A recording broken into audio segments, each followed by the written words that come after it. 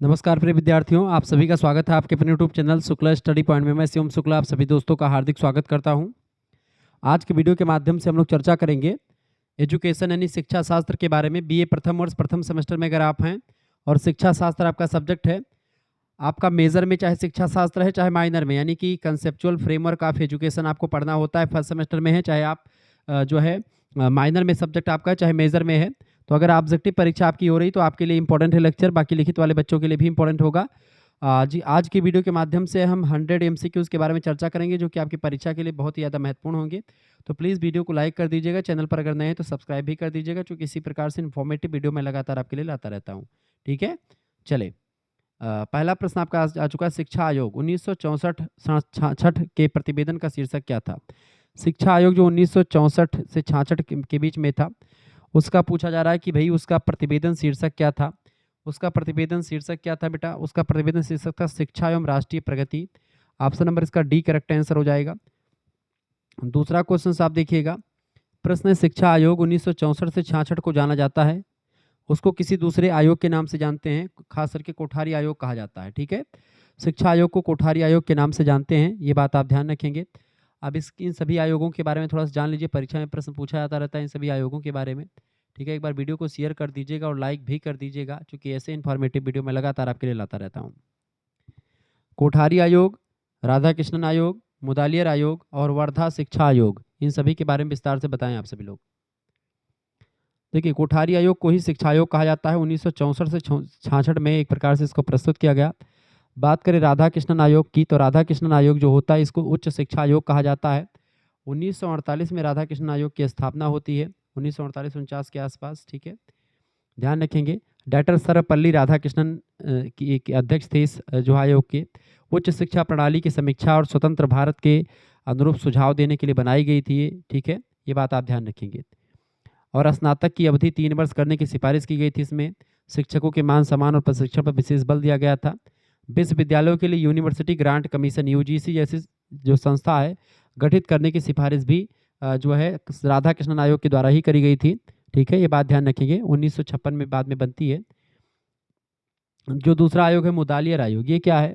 मुदालियर आयोग जो है 1952-53 का एक प्रकार से आयोग है। मुदालियर आयोग की स्थापना कब हुई थी?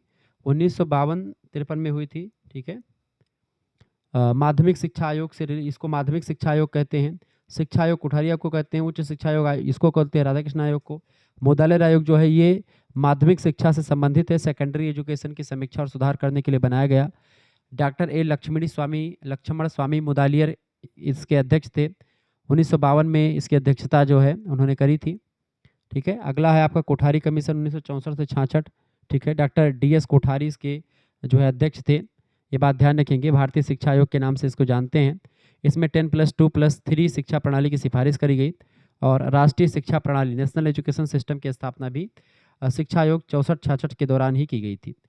वर्धा शिक्षा सम्मेलन या आयोग की अगर बात की जाए तो वर्धा शिक्षा आयोग या सम्मेलन की बात की जाए तो 1937 में नैतिक और बुनियादी शिक्षा यानी कि जो बेसिक शिक्षा को लेकर के काम किया गया। इसके जो प्रेरक हैं महात्मा गांधी जी हैं, अध्यक्ष हैं डॉक्टर जाकिर हुसैन।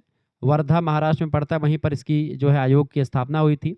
ठीक है, बेसिकली जो है हथकरघा यानी कि क्राफ्ट जो है सेंटर्ड एजुकेशन की बात करी गई, मतलब कि जिसको खास करके कुछ ना कुछ हस्तकला सिखाई जाती थी।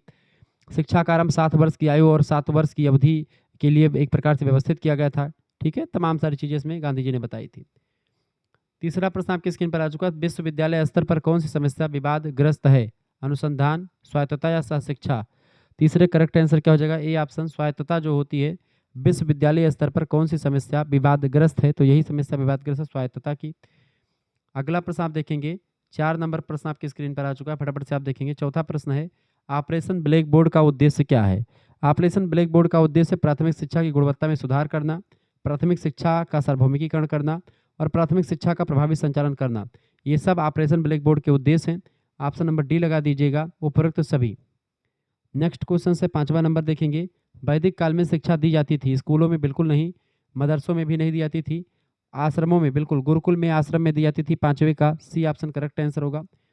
छठा प्रश्न है, बौद्ध काल में शिक्षा का माध्यम क्या था? बौद्ध काल में शिक्षा का जो माध्यम था वो था पाली। पाली भाषा में बौद्ध कालीन शिक्षा दी जाती थी।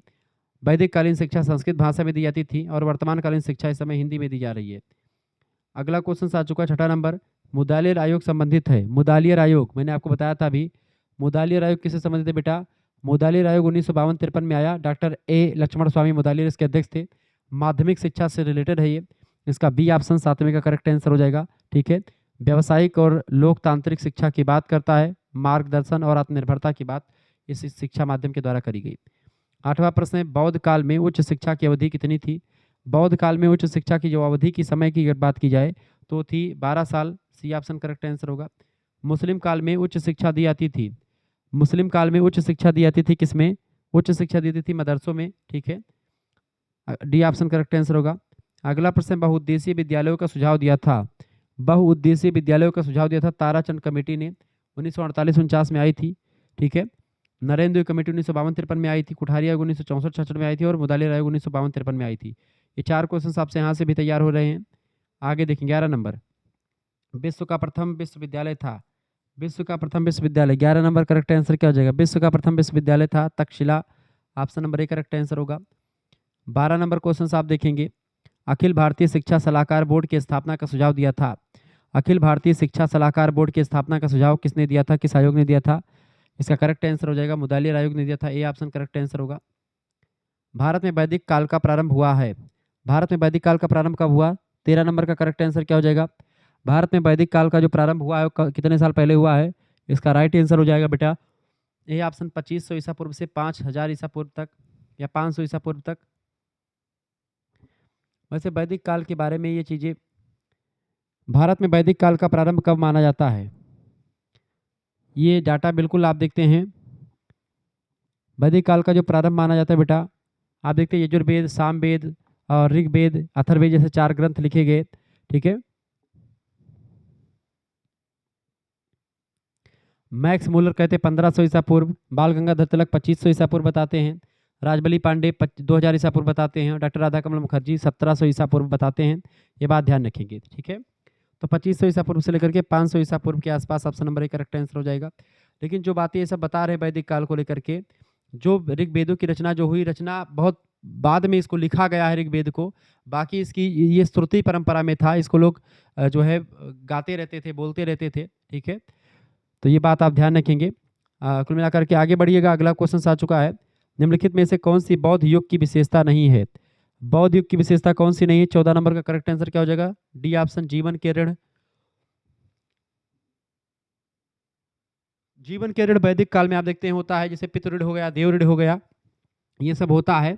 ठीक है, आपका ऋषि ऋण हो गया, ये सब जो है ऋण होते हैं जब सनातन मतलब कि आप इसे हिंदू धर्म में ये सब ऋण होते हैं। इसीलिए अपने पिता मतलब पुत्र अब जब तक नहीं होता तब तक आप उस ऋण से मुक्त नहीं हो पाते हैं। बाकी आप देखते हैं बौद्ध युग में अष्टांगिक मार्ग की बात करी गई है, शरणत्रयी की बात करी गई, उपसंपदा संस्कार की भी बात करी गई है। 15 नंबर क्वेश्चन आ चुका है, बालक एवं बालिकाओं की समान शिक्षा का प्रारंभ हुआ। बालक एवं बालिकाओं की समान शिक्षा का प्रारंभ कब हुआ? बताएं। बालक और बालिकाओं की समान शिक्षा का जो प्रारंभ हुआ बेटा, वो किस काल में हुआ है? इसका राइट आंसर हो जाएगा 15 नंबर का, वैदिक काल से ही शुरू हुआ। ऑप्शन नंबर इसका ए करेक्ट आंसर होगा। 16 नंबर प्रश्न, शाहजहां ने किस मुस्लिम शिक्षा केंद्र को सिराजे हिंद कहा था? यह स्थित है कहाँ पर? शाहजहां ने किस मुस्लिम शिक्षा केंद्र को सिराजे हिंद कहा था? यह स्थित है कहाँ पर? बताएं। 16 नंबर का करेक्ट आंसर क्या हो जाएगा? डी ऑप्शन जौनपुर में स्थित है। अगला क्वेश्चन है, मुस्लिम शिक्षा की क्या विशेषता थी? मुस्लिम शिक्षा की अगर बात की जाए, मुस्लिम शिक्षा की विशेषता यही थी कि नारी शिक्षा का इसमें अभाव था, यानी कि नारियों की को शिक्षा देने का अधिकार नहीं था यहाँ पर। डी ऑप्शन करेक्ट आंसर होगा। 18 नंबर प्रश्न, मैकाले की पाश्चात्यवादी शिक्षा की नीति आधारित थी। मैकाले की पाश्चात्यवादी शिक्षा की नीति आधारित थी किस पर? बताएं। 18 नंबर करेक्ट आंसर क्या हो जाएगा? बी ऑप्शन, भारत में अंग्रेजी शिक्षा का विकास करने पर।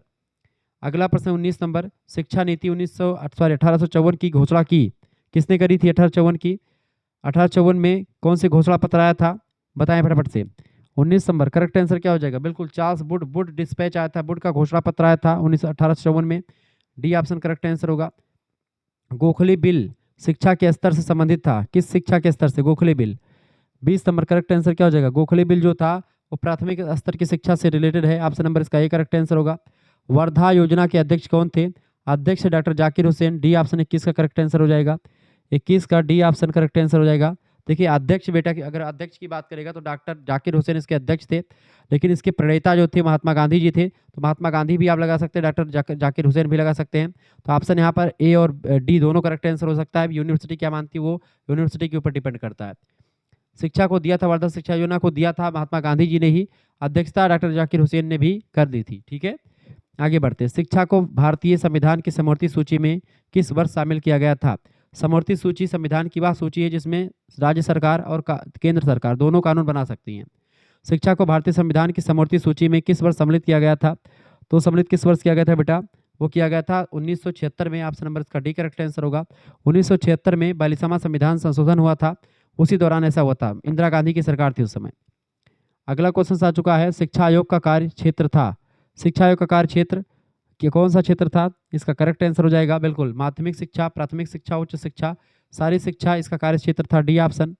वरिष्ठ विश्वविद्यालय का सुझाव किसने दिया था? वरिष्ठ विश्वविद्यालय का सुझाव दिया था किसने? कोठारी कमीशन ने दिया था, कोठारी आयोग ने दिया था। ऑप्शन नंबर इसका ए करेक्ट आंसर हो जाएगा। आगे बढ़िएगा, अगला प्रश्न आपकी स्क्रीन पर आ चुका, फटाफट से आप देखने का प्रयास करेंगे। आगे बढ़िए, अगला प्रश्न आपकी स्क्रीन पर आ चुका है 25 नंबर। वनस्थली विद्यापीठ स्थापित है। वनस्थली विद्यापीठ कहाँ पर स्थापित है बताएं? फटाफट से आप बताने का प्रयास करेंगे, इसका राइट आंसर क्या हो जाएगा?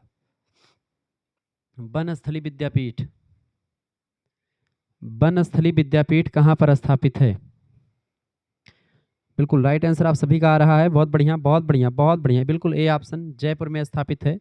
जयपुर राजस्थान में पड़ता है, तो वहीं पर जो है स्थापित है ये। ठीक है, ये बात आप ध्यान रखेंगे। आगे देखेंगे, अगला क्वेश्चन आपके स्क्रीन पर आ चुका है। भारत में पूर्व प्राथमिक शिक्षा का प्रारंभ किया था। भारत में पूर्व प्राथमिक शिक्षा का प्रारंभ किनके द्वारा किया गया था? 26 नंबर राइट आंसर बताएं, कौन बताता है भाई? 26 नंबर का करेक्ट आंसर कौन बताएगा? बिल्कुल राइट आंसर आपका जो आ चुका 26 नंबर का बी ऑप्शन बिल्कुल करेक्ट आंसर होगा, ईसाई मिशनरियों ने, बी ऑप्शन। 27 नंबर प्रश्न है, भारत में खुला विश्वविद्यालय यानी ओपन यूनिवर्सिटी कब स्थापित किया गया? ओपन यूनिवर्सिटी की बात कीजिए, ओपन यूनिवर्सिटी 1982 शुरू हुआ, सी ऑप्शन करेक्ट आंसर होगा। अगला क्वेश्चन है, वैदिक शिक्षा का उद्देश्य क्या था? वैदिक शिक्षा का उद्देश्य था शारीरिक विकास, आध्यात्मिक विकास और नैतिक विकास करना। सभी प्रकार के विकास पर ध्यान दिया गया वैदिक कालीन शिक्षा में। 28 नंबर का डी ऑप्शन करेक्ट आंसर होगा, उपरोक्त तो सभी। 29 नंबर प्रश्न, प्राथमिक शिक्षा के लिए अलग से प्राथमिक शिक्षा विभाग खोला जाए, यह सुझाव किसने दिया था? 29 नंबर का करेक्ट आंसर क्या हो जाएगा? बिल्कुल राइट आंसर आपका सी ऑप्शन, गोपाल कृष्ण गोखले ने दिया था। अगला क्वेश्चन आ चुका है 30 नंबर, कलकत्ता विश्वविद्यालय आयोग को जाना जाता है। कलकत्ता विश्वविद्यालय आयोग बताएं।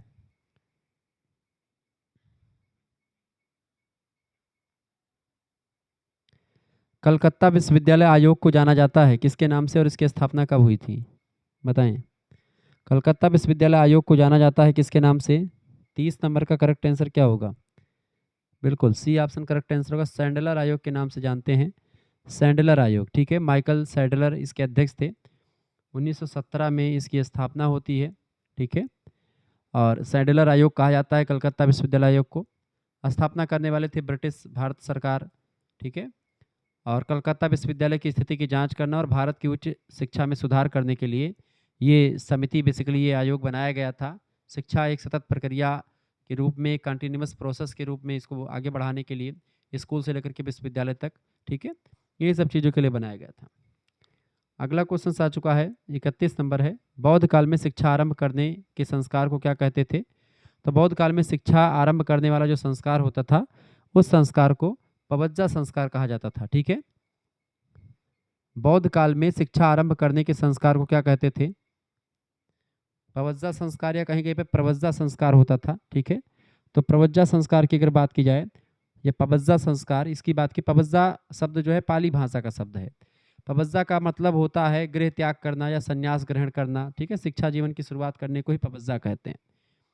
बौद्ध काल में जब व्यक्ति संघ या बिहार में शिक्षा लेने के लिए जाते थे, जब कोई बालक जो है पहुंचता था बौद्ध भिक्षु के रूप में शिक्षा प्राप्त करने के लिए, तब वह पवज्जा संस्कार वहाँ पर होता था उसका। ठीक है, इस संस्कार के बाद विद्यार्थी को सांसारिक जीवन से मुक्त होने रहना पड़ता था, सिर मुड़वाना पड़ता था, पीले वस्त्र उसको पहनना पड़ता था। ठीक है, और वह गुरु और आचार्य के संरक्षण में शिक्षा प्राप्त करता था, यही उपसंपदा संस्कार होती थी। ठीक है, वो भिक्षु बनता था।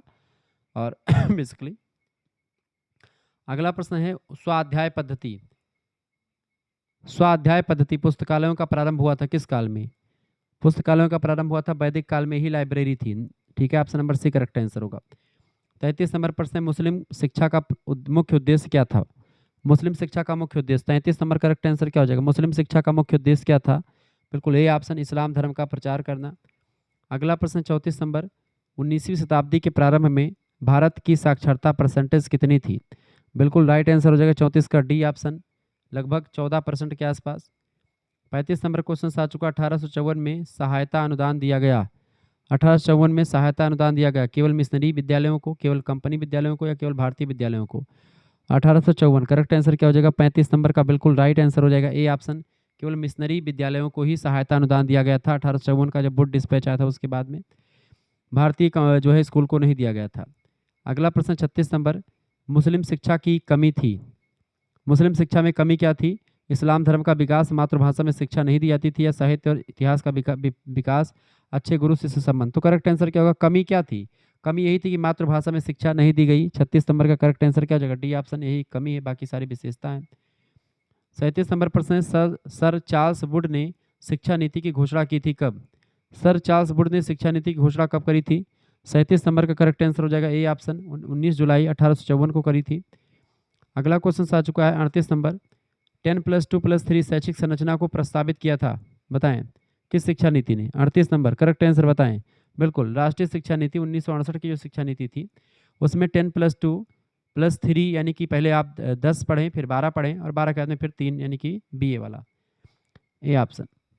39 नंबर प्रश्न है, वर्धा शिक्षा योजना संबंधित थी प्राथमिक शिक्षा से या माध्यमिक शिक्षा से या फिर दोनों से? बिल्कुल राइट आंसर आपका हो जाएगा, ये प्राथमिक शिक्षा से रिलेटेड है, बेसिक शिक्षा, प्राथमिक शिक्षा से रिलेटेड है, बेसिक शिक्षा के बारे में बताया गया है। अगला प्रश्न, विश्वविद्यालय शिक्षा आयोग की स्थापना कब हुई थी? विश्वविद्यालय शिक्षा आयोग की स्थापना 40 नंबर करेक्ट आंसर बताएं। बिल्कुल 1948 में विश्वविद्यालय शिक्षा आयोग की स्थापना हुई थी।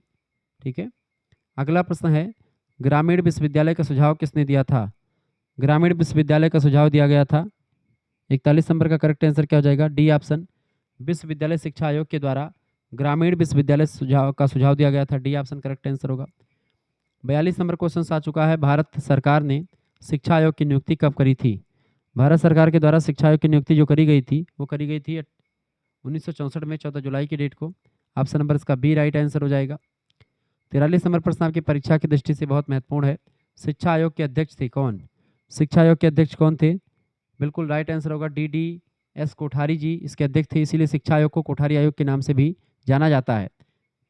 अगला क्वेश्चन आ चुका है 44 नंबर, सर्व शिक्षा अभियान संबंधित है। सर्व शिक्षा अभियान की अगर बात की जाए तो ये संबंधित है प्राथमिक शिक्षा से। एक पेंसिल पर एक लड़का लड़की आगे बैठी हुई थी, लड़का पीछे बैठा था पेंसिल पर, और उसके बाद में उस पर लिखा रहता सब पढ़े सर्व शिक्षा अभियान। ठीक है, बी ऑप्शन, प्राइमरी पाठशाला वगैरह में आप देखते होंगे ये चिन्ह। 45 नंबर प्रश्न आ चुका है, भारतीय शिक्षा नीति 1986 विभाजित है। भारतीय शिक्षा नीति 1986 विभाजित है कितने खंडों में?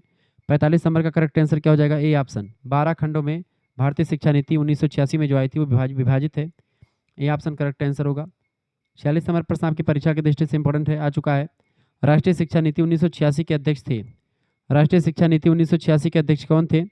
46 नंबर का करेक्ट आंसर क्या हो जाएगा?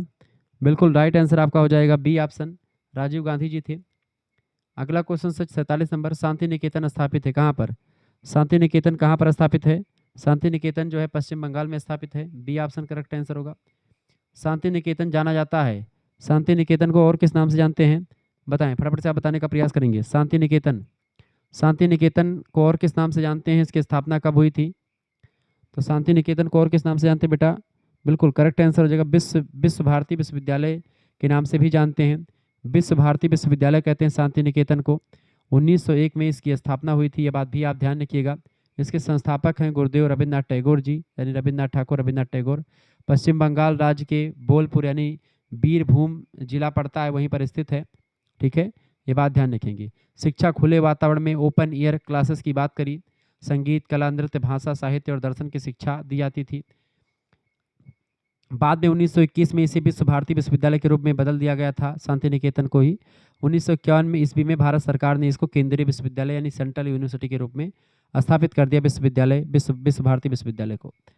अगला क्वेश्चन आ चुका है 49 नंबर प्रश्न है, डॉक्टर मेरिया मांटेसरी भारत कब आई थी? डॉक्टर मेरिया मांटेसरी भारत आई थी, कब आई थी और इनके बारे में बताएं। डॉक्टर मेरिया मांटेसरी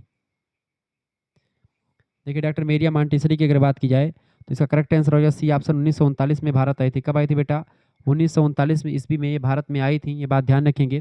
ठीक है, एक जो है ये मेरिया मॉन्टेसरी की अगर बात की जाए तो डॉक्टर मेरिया मॉन्टेसरी 30 अगस्त 1870 में इनका जन्म हुआ था इटली में। 6 मई 1952 में इनका देहांत हो जाता है। राष्ट्रीयता इटालियन थी, व्यवसाय शिक्षा शास्त्री थी, चिकित्सक भी थी ये। ठीक है, और एक साइंटिफिक अप्रोच से बच्चों को पढ़ाने के लिए देखा करती थी, बच्चों को क्या चाहिए उसकी डिमांड के आधार पर शिक्षा की बात करती मेरिया मॉन्टेसरी। स्वतंत्रता बच्चों को दी जाए और बच्चियों को इंद्रियों खास करके देखना सुनना छूना इसके आधार पर सिखाया जाए, इस तरीके की बातें करती हैं।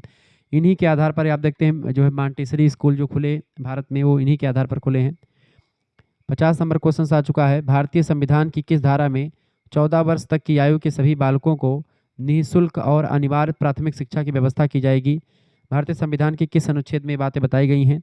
इसका राइट आंसर हो जाएगा भारतीय संविधान का अनुच्छेद 21 का ये बात कहता है, जो कि एक मौलिक अधिकार के तहत भी आता है।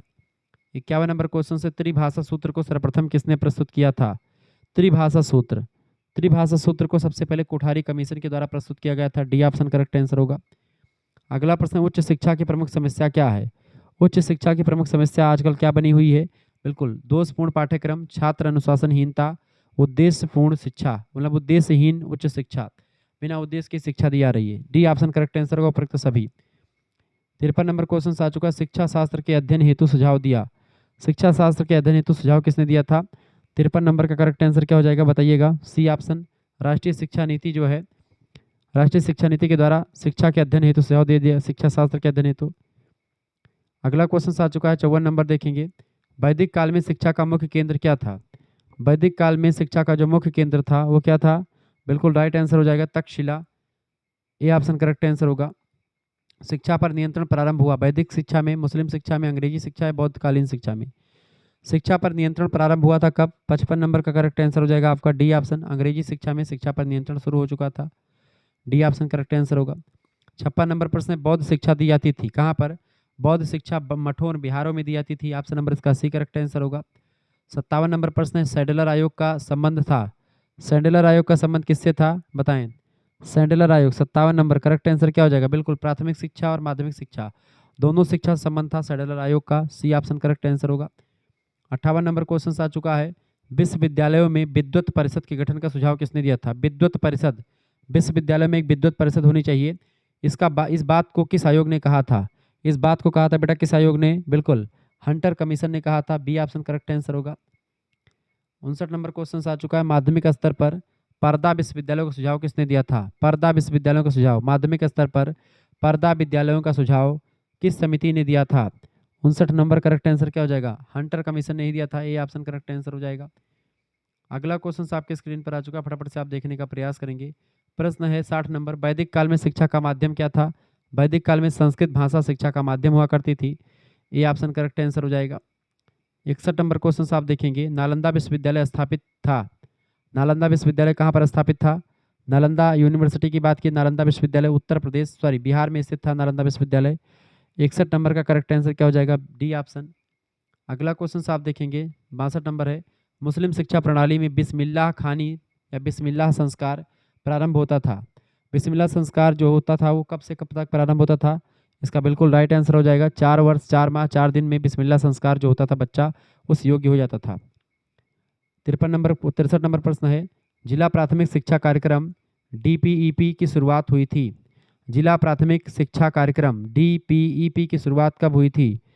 इसकी शुरुआत हुई डीपीईपी की शुरुआत हुई थी 1994 में। बी ऑप्शन करेक्ट आंसर होगा। 64 नंबर प्रश्न, अपव्यय और अवरोधन की समस्या मुख्य रूप से संबंधित है। अपव्यय और अवरोधन है क्या, इसको बताएं। अपव्यय और अवरोधन, अपव्यय और अवरोधन, अपव्यय, अपव्यय, अपव्यय,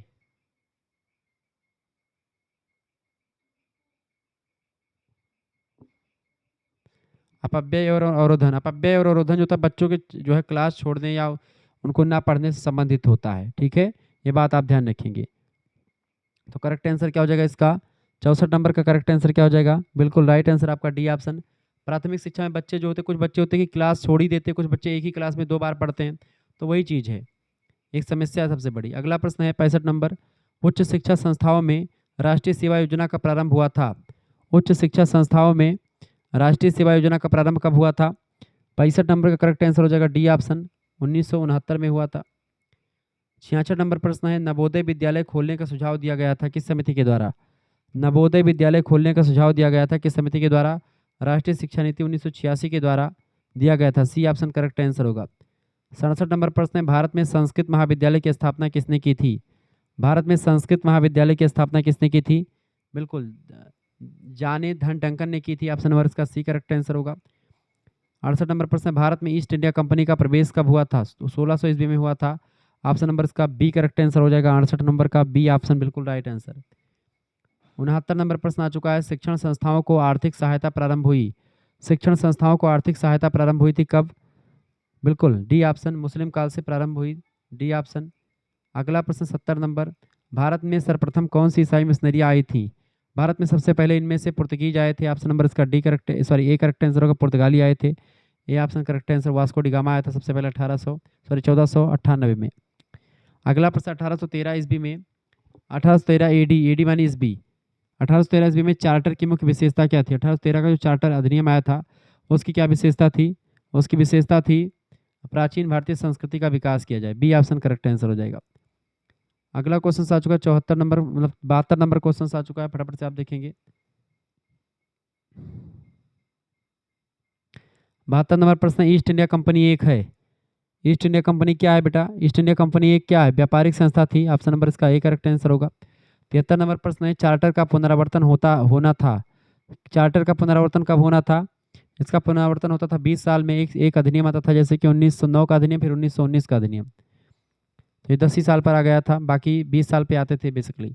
अगला प्रश्न 74 नंबर, मैकाले को कब भारत भेजा गया था? लॉर्ड मैकाले को कब भारत में भेजा गया था? 74 नंबर का करेक्ट आंसर हो जाएगा ए ऑप्शन, 1834 में लॉर्ड मैकाले भारत आया था, ए ऑप्शन करेक्ट आंसर होगा। 75 नंबर प्रश्न आ चुका है, मैकाले को भारत किस पद पर भेजा गया था? तो ये किस पद पर भारत में आया था? तो ये किस पद पर आया था बेटा? शिक्षा सलाहकार के रूप में भारत में आया था, सी ऑप्शन करेक्ट आंसर होगा।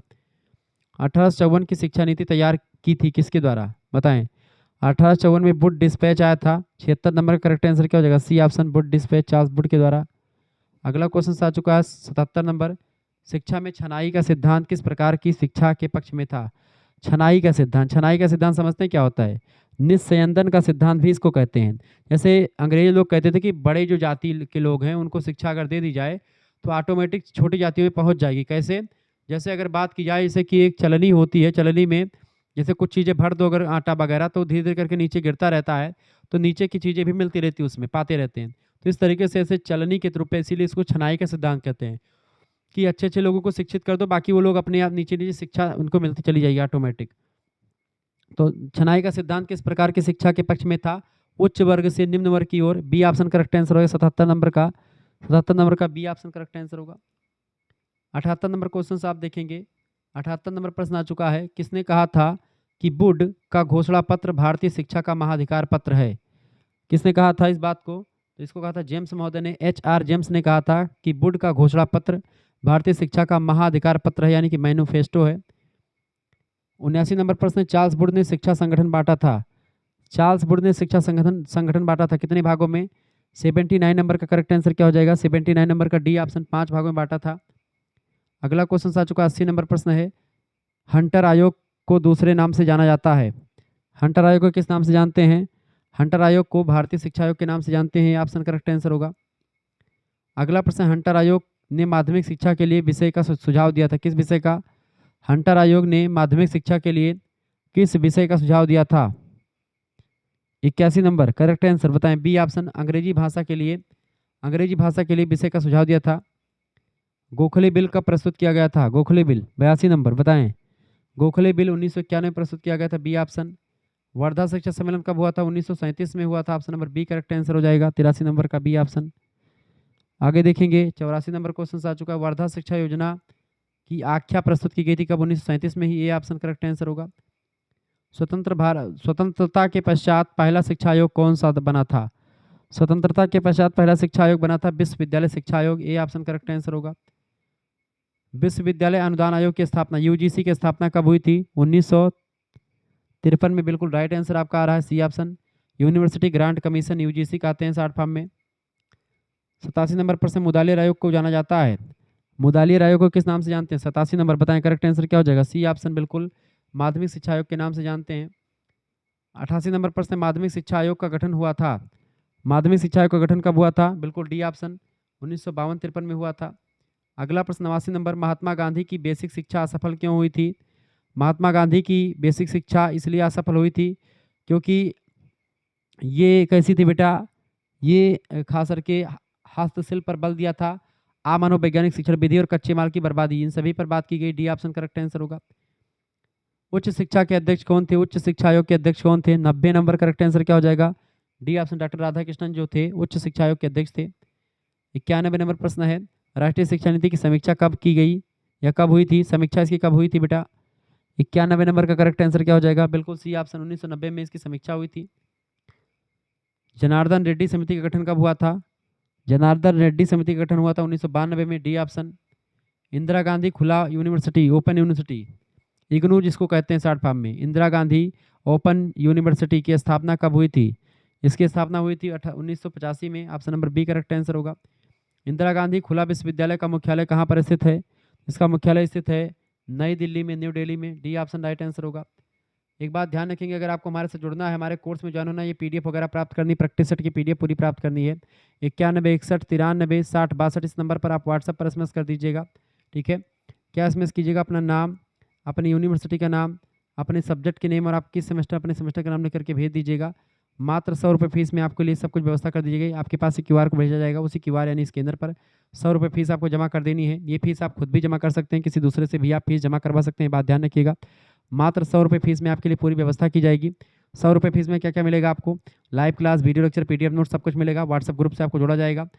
यहाँ पर आपको प्रैक्टिस सेट की तमाम से, जैसे ऑब्जेक्टिव प्रैक्टिस सेट, लिखित प्रैक्टिस सेट, यानी अति लघु उत्तरीय, लघु उत्तरीय, दीर्घ उत्तरीय क्वेश्चंस, 8 इकाइयों से बनने वाले most important question answer, previous year question answer, सब कुछ आपको मिलेंगे मात्र इसी 100 रुपये में। केवल एक सब्जेक्ट नहीं बल्कि सभी सब्जेक्ट का, जियोग्राफी, पॉलिटी, हिंदी, हिस्ट्री, शिक्षा शास्त्र, समाजशास्त्र, गृह विज्ञान, होम साइंस, एंशिएंट हिस्ट्री, ठीक है, हिस्ट्री, सभी सब्जेक्ट का मिलेगा आपको। आगे बढ़ते हैं, अगला प्रश्न आपकी स्क्रीन पर आ चुका है।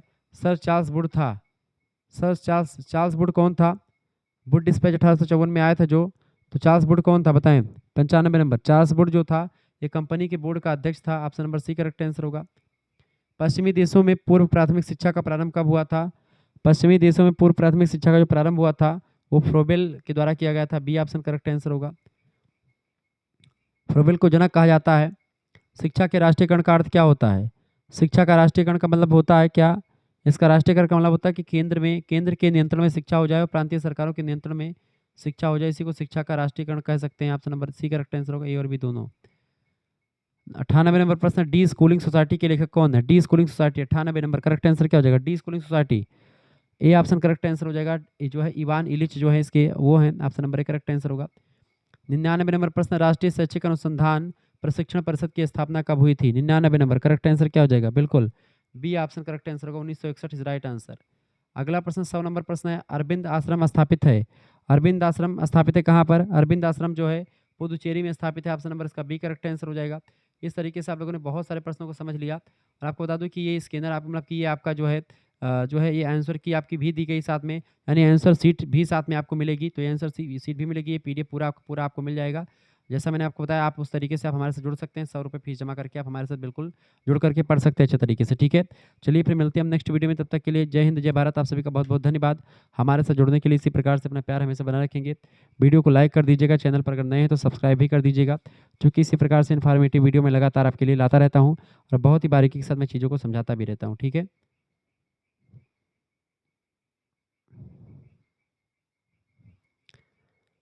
धन्यवाद।